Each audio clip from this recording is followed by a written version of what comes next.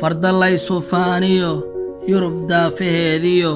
biilaan baan ku noolahay Facebook baa u macalina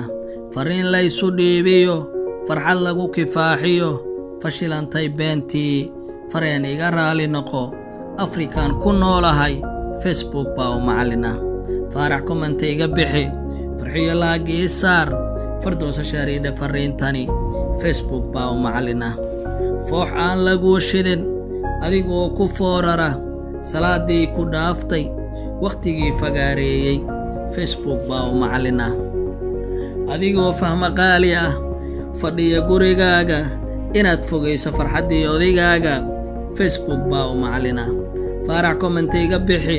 farxiyo laagii saar fardoosa shaariidha fariintani